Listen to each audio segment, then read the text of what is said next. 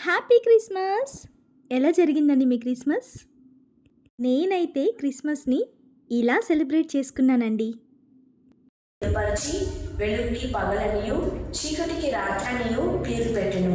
దేవుడు ఆదికాండం నుంచి ప్రకటన గ్రంథం వరకు దేవుని సృష్టి దగ్గర నుంచి దేవుని రెండవ రాకడ వరకు పిల్లలందరూ స్కిట్స్‌తో చాలా చక్కగా చూయించారండి. అంతేకాదండి, పరలోక రాజ్యం ఎంత అద్భుతంగా ఉంటుందో, అక్కడ మనం దేవుణ్ణి ఎలా ఆరాధిస్తామో కళ్ళకు కట్టినట్టు చాలా చక్కగా చూపించారండి పిల్లలు. ఇంతకీ ఇదెక్కడ అనుకుంటున్నారా? ఐశ్వర్య మహల్‌లో అండి.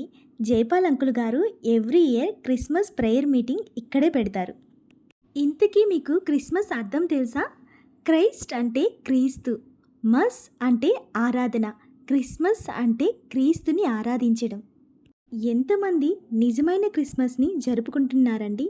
ఆయన పుట్టుకే కాదు, ఆయన మన కోసం మరణించాడని ఎంతమందికి తెలుసు? దేవుడిలో కూడి నీ నామములో పాడి స్తుతించుటకు, ప్రార్థించుటకు, నీ వాక్యము ధ్యానించుటకు, నీ అందు ఆనందించుటకు మాకు ఇచ్చిన గొప్ప అవకాశం వందనములు. తిరిగి వెళ్తుంటే కదండి మా సాయంత్రం సమయాన్ని సద్వినియోగపరచుటకు సహాయం. ఆత్మీయ ఆహారాన్ని చాలా చక్కగా భుజించామండి. తరువాత పండగ భోజనం. ఫెస్టివల్ అంటే నాన్ వెజ్ ఉండాలి కదా. ఫైనల్గా ఇలాగ మా క్రిస్మస్ సెలబ్రేట్ చేసుకున్నామండి. ఇంతకీ మీరెలా సెలబ్రేట్ చేసుకున్నారో కామెంట్ చేయండి.